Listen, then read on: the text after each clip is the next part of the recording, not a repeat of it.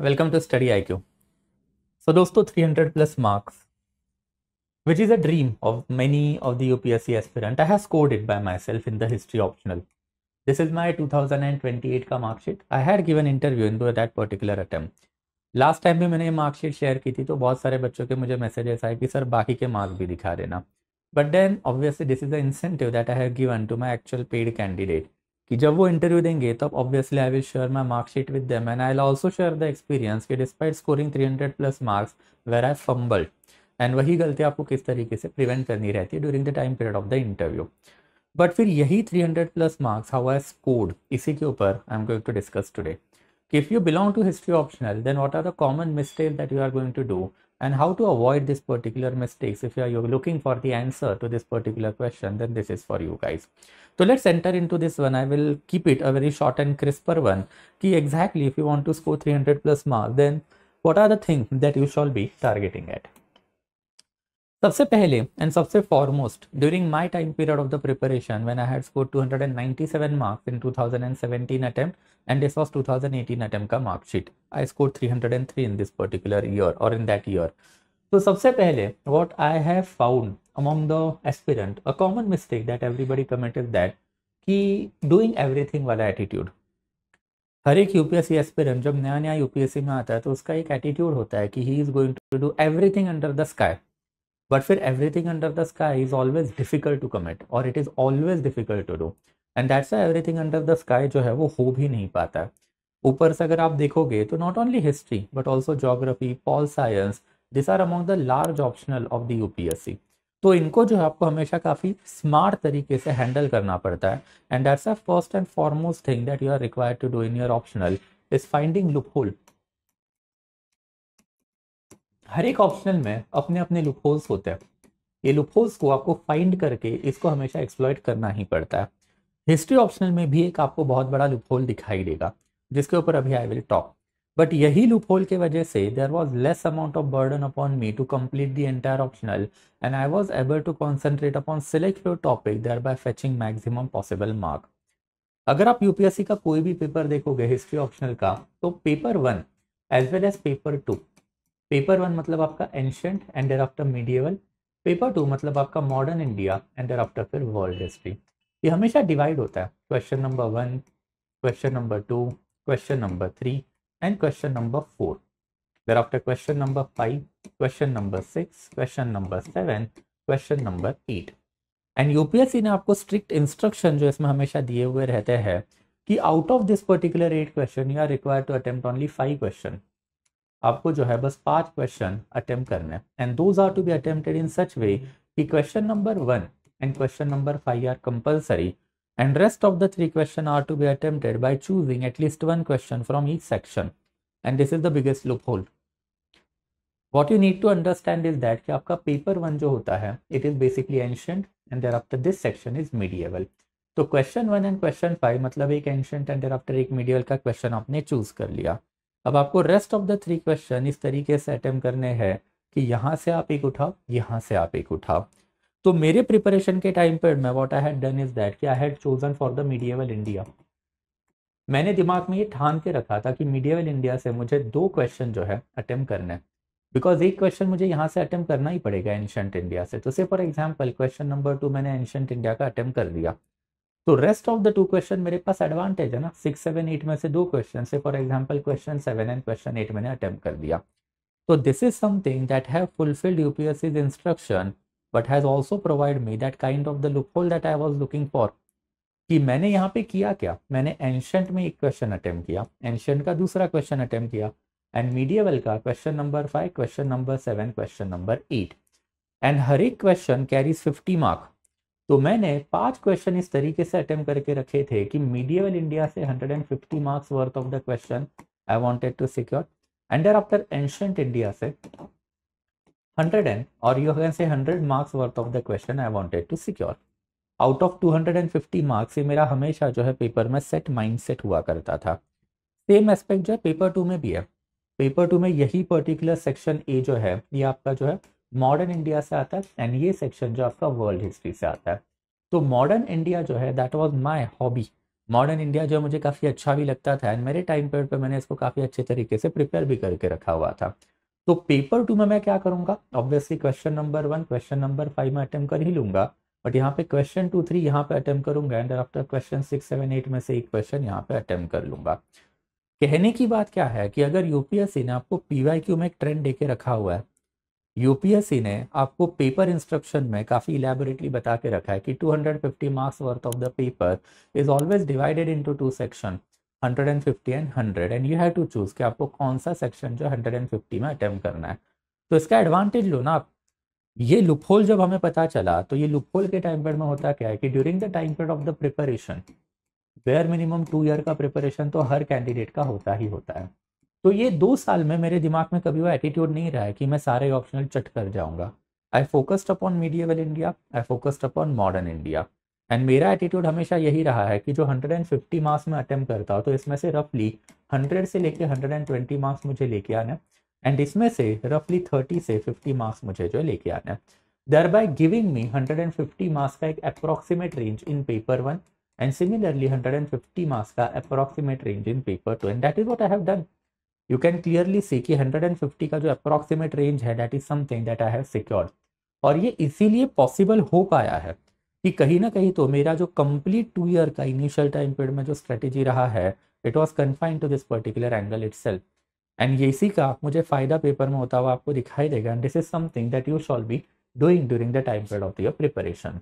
But अभी prelim just खत्म हो चुका है एंड प्रीलिम से लेके अब मेंस तक का भी आपके पास टाइम पीरियड है, एंड मैंने बहुत सारे बच्चों में वो कहीं ना कहीं तो एक डर देखा है कि सर मेरे आउट ऑफ 4 सेक्शन 3 कंप्लीट हो गए, एक हुआ ही नहीं है, एंड फिर वो एक सेक्शन करने में अननेसेसरली अब आप 1 या 2 महीना जो वेस्ट करोगे। Don't do that.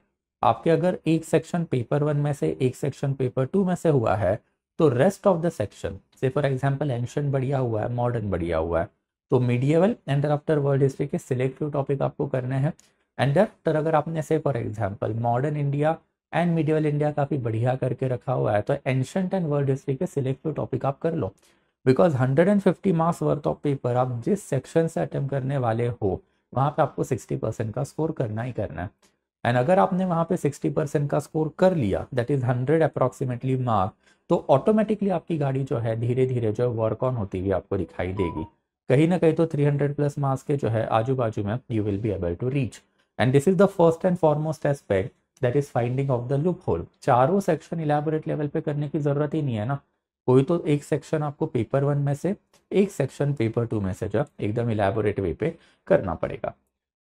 Thereafter, next important aspect कि once you have chosen your, you can say that कि कहीं ना कहीं पे तो एक particular section, then focus upon the syllabus. Syllabus जो है it is your Bible, it is your Bhagavad Gita और it is your Quran, we can say. Syllabus को आप मिस आउट कर ही नहीं सकते। अगेन मैंने बच्चों में टेंडेंसी देख के रखी हुई है कि कहीं ना कहीं तो सिर्फ रेफरेंस बुक करते हैं, सिलेबस के ऊपर ध्यान नहीं होता है, एंड देयर आफ्टर फिर 2 3 4 साल पढ़ने के बाद उनको रियलाइज होता है इतिहास उनके बस के बात की नहीं है। तो कहीं ना कहीं पे आपको ये चीज़ पहले ही दिन से गेज करनी पड़ेगी। कोई भी ऑप्शनल आपके बस की बात नहीं होती है, वो आपको हैंडल करना होता है, and since you have chosen it then obviously work well. आप अच्छे तरीके से अगर आप एफर्ट डालोगे कहीं ना कहीं तो रिजल्ट जो आएगा ही आएगा, and that is what syllabus is for. Syllabus की अगर हम लोग बात करते हैं तो सिलेबस का हर एक पर्टिकुलर पॉइंट आपका जो है कवर अप होना ही चाहिए। अगर से फॉर एग्जाम्पल आप एंशिएंट चूज करते हो तो एंशिएंट में हर एक पर्टिकुलर टॉपिक जो आपको सिलेक्ट करना पड़ेगा, जैसे फॉर एग्जाम्पल एंशिएंट का सिलेबस अगर आप खोलोगे तो वहाँ पे सिलेबस में पॉइंटर में ही वेस्टर्न शतराप दे के रखे, बट वेस्टर्न शतराप के ऊपर उपिंदर सिंह बात नहीं करते तो बच्चा करता भी नहीं है, एंड यूपीएससी ने अब पिछले 3 साल में 2 बार वेस्टर्न शतराप के ऊपर क्वेश्चन पूछा हुआ है। तो अगर आप सिलेबस ही नहीं देखोगे आपको पता कैसे चलेगा कि भाई जो बुक आप पढ़ रहे हो वो पर्टिकुलर बुक आपके फायदे में हो रहा है या नहीं हो रहा है, कहीं ना कहीं तो वो पर्टिकुलर पॉइंट जो आपसे मिस आउट होने ही वाला है, and that's I don't do that. Syllabus हमेशा साइड में रखोगे एंड जो सेक्शन आप चूज कर रहे हो कि इसमें से 150 मारना उसका तो हर एक पॉइंट आपको घोल के पीना है, एंड आफ्टर जो सेक्शन में से आप 100 मार्क्स अटेम्प्ट करोगे उसका जो है एटलीस्ट इंपॉर्टेंट पॉइंट का कवरेज काफी इलेबोरेट वे में जो आपको हमेशा करना ही पड़ेगा। एंड फिर पॉइंट वाइज एस्पेक्ट के बाद second important aspect is PYQ. PYQ को तो आपको कभी मिस आउट करना ही नहीं चाहिए, मोर से एवर आफ्टर 2013। 2013 से लेके 2024 के अगर आप पीवाईक्यू देखोगे आपको एक काफ़ी इलेबोरेट ट्रेंड उसमें नज़र आएगा। एंड ये ट्रेंड जो है इसमें एग्जैक्टली है क्या, तो ये ट्रेंड में आपको दिखाई देगा कहीं ना कहीं तो पीवाईक्यू जब आप बेसिकली करते हो 60% of the PYQs are repetitive in UPSC. And ये 60% अगर आपको अटेम्प्ट करने हैं तो पीवाईक्यू के ऊपर आपकी नोट मेकिंग या फिर एटलीस्ट आंसर राइटिंग प्रैक्टिस तो होनी ही चाहिए। तो ये भी एक काफ़ी ज़्यादा इंपॉर्टेंट एस्पेक्ट जो है बच्चों में मिसिंग है कि सिर्फ रेफरेंस बुक करेंगे Upinder Singh, Satish Chandra, Vipan Chandra, Romila Thapar, Norman Lowe without looking at a syllabus. And इसकी वजह से होता क्या है कि सिलेबस के majority of the point miss out होते हैं एंड फिर you will not be able to handle questions effectively. जैसे नाम के ऊपर क्वेश्चन आ गया, वियतनाम वॉर के ऊपर क्वेश्चन आ गया, या फिर मलाया पेनिनसुला के ऊपर क्वेश्चन आ गया। वैसे ही मॉडर्न इंडिया में यू कैन से हिंदू महासभा पे क्वेश्चन आ गया, दलित मूवमेंट पे क्वेश्चन आ गया। ये पर्टिकुलर क्वेश्चन काफ़ी क्लीच क्वेश्चन है एंड ये क्वेश्चन आपको सिर्फ सिलेबस के थ्रू ही पता चलते हैं, अदरवाइज आप इनके ऊपर कभी बात ही नहीं करोगे, डिस्कस नहीं करोगे, पढ़ोगे नहीं एंड पेपर में कहीं ना कहीं तो गड़बड़ कर ही देगा आपके लिए। And that's why syllabus is important. Syllabus के बाद नेक्स्ट इंपॉर्टेंट एस्पेक्ट और third point that we can basically talk about is the neutrality. इतिहास की अगर आप बात करोगे तो इतिहास इज हाईली डिवाइडेड। आज के टाइम पीरियड में दो वर्जन जो इतिहास के चलते हैं, एक मार्क्सिस्ट एंड दूसरा जो है इट इज नेशनलिस्ट। अब यूजुअली होता क्या है, एक ऑर्डिनरी बच्चा या फिर आम बच्चा आपके और मेरे जैसे, वी आर कंडीशन पीपल, हम लोग जो है ब्रेन वॉश पीपल है, हम लोग गरीब इंसान है। एंड अगर हम लोग गरीब एंड आफ्टर कंडीशन मतलब ब्रेन वॉश लोग हैं, तो हमारी थिंकिंग हमारे फैमिली की अपब्रिंगिंग के हिसाब से जो हो चुकी है। तो अगर आपकी फैमिली लिबरल है, आप मार्क्सिस्ट वर्जन को हमेशा सपोर्ट करोगे, but majority of the time period में इंडिया में majority of the family are conservative, वो धर्म के खिलाफ नहीं जाते, देश के खिलाफ नहीं जाते, तो those are basically nationalist. And in that capacity problem क्या होता है, नेशनलिस्ट मार्क्सिज्म को नहीं पढ़ना चाहता, मार्क्सिस्ट नेशनलिज्म को नहीं पढ़ना चाहता। एंड ये चीज़ जब होती है तो आपके आंसर में कहीं ना कहीं तो जो वो बायासनेस मतलब आप एक के लिए कहीं ना कहीं तो जो है बेसिकली झुकाव दे रहे हो, ये काफ़ी इलेबोरेटली दिखाई देता है। अब अगर आपका पेपर चेकर आपकी आइडियोलॉजी वाला निकल गया तो मजा है, बट यू इमेजिन आपका पेपर चेकर आपके आइडियोलॉजी वाला है ही नहीं। तो अगर आपका चेकर आपके आइडियोलॉजी वाला नहीं है, दूसरा आइडियोलॉजी वाला, वो आपको मार्क्स ही नहीं देगा ना। See you are not here to fight with the UPSC, you are not here how much देशभक्त या फिर loyal you are for the nation, you are here to prove the thinking horizons of yours. And जब आप thinking horizon की बात करते हो तो इसमें कॉन्स्टिट्यूशनल एटीट्यूड भी होता है कि अपोजिशन व्यू पॉइंट को आप कितना मानते हो। अगर आपने अपोजिशन व्यू पॉइंट कभी पढ़ा ही नहीं तो आपको यूपीएससी क्यों मार्क देगा, you tell me. At the end of the day UPSC is going to जज you on your constitutional parameter and one of the important constitutional parameter is the neutrality. जो आप नहीं दिखाओगे आपको मार्क्स नहीं आने वाले। तो पेपर में बेफिजुली का एक्सेसिव नेशनलिस्ट वर्जन या फिर बेफिजुली का एक्सेसिव मार्क्सिस्ट वर्जन हमेशा अवॉइड करना। You need to study both. And सोने पे सुहागा तो तब होती है जब आप इसके ऊपर कॉलोनियल एंड आफ्टर फिर कैम्ब्रिज वर्जन भी चढ़ा देते हो। तो कॉलोनियल कैम्ब्रिज वर्जन की वजह से आप में ये वाला एटीट्यूड भी दिखाई देता है कि यू अंडरस्टैंड द प्रोसेसुअल हिस्ट्री, कि अंग्रेज अगर इंडिया को कैप्चर नहीं करते तो क्या होता, अंग्रेजों के इंडिया को कैप्चर करने के पॉजिटिव इम्पैक्ट क्या है। एंड ये प्रोसेस एग्जैक्टली अंग्रेजों ने पूरे दुनिया में कैसे चलाई, वो वर्ल्ड हिस्ट्री में भी आपको पढ़ना पड़ता है। तो as a history optional candidate, if you don't have this attitude of the rationality that you are going to give the due respect to each and every branch of historian and you are going to read them and you are going to reproduce them on your paper, आपको marks नहीं आने वाले।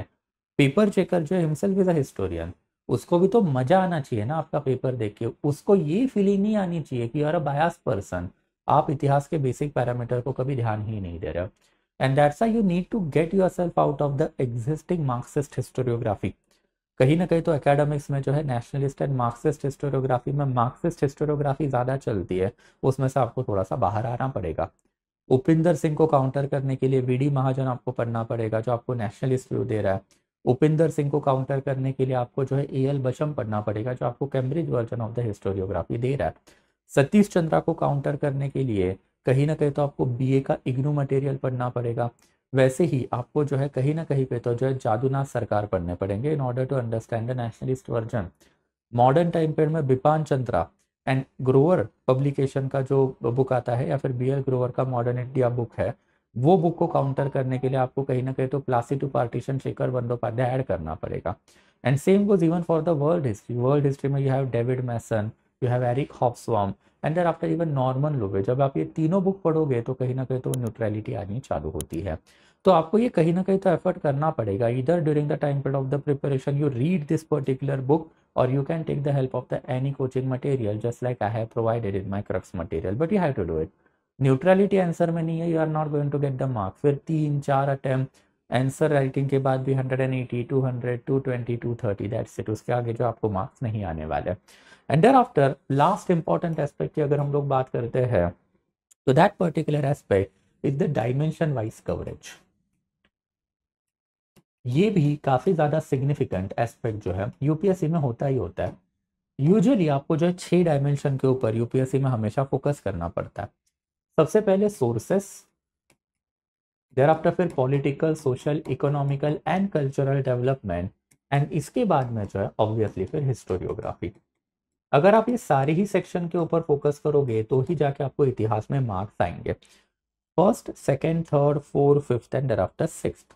तो ये 6 parameter जब तक आप हर एक ईरा के कवर अप नहीं करोगे आपको मार्क्स कैसे आएंगे। जैसे मराठा पढ़ने के टाइम पर में you have read about Chhatrapati Shivaji Maharaj and his military conquest, Chhatrapati Sambhaji Maharaj his military conquest, the period of Raja Ram Shahu Maharaj, and there after you have also read Peshwa, but you have not understood Maratha military tactics, which is a part and parcel of the Marathas policy. You have not understood the revenue administration of the Maratha, then obviously which is a part and policies of the economical realm of the Maratha. तो इसके ऊपर के question आप कभी sort ही नहीं कर पाओगे ना। जैसे लास्ट ईयर यूपीएससी ने क्वेश्चन पूछ के रखा हुआ था कि एक्सप्लेन मराठा मिलिट्री टैक्टिक्स। तो मराठा मिलिट्री टैक्टिक्स को पता होने के लिए आपको मराठा का पॉलिटिकल डायमेंशन काफी इलेबोरेट लेवल पे कवर अप करना पड़ेगा। वैसे हो सकता है कल जो आपको डिफरेंस पूछा जाए चौथ एंड सरदेशमुखी का, या फिर आपको ये पूछा जाए कि कोरोनेशन के बाद मराठा की रेवेन्यू पॉलिसी किस तरीके से चेंज हुई।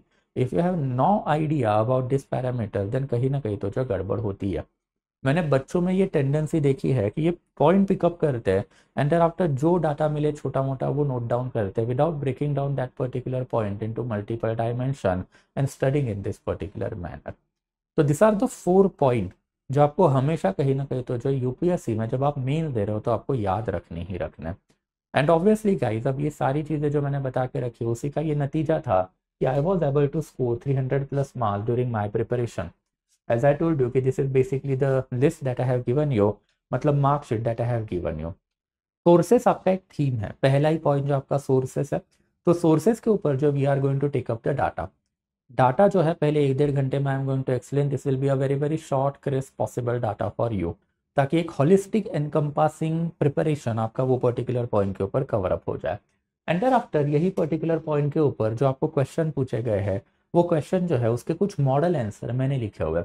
Since I have my self score more than 300+ marks, तो आप जो है you can have a benchmark कि 300+ वाले के आंसर किस तरीके से होते हैं ना आपके आंसर जो किस तरीके से होने चाहिए।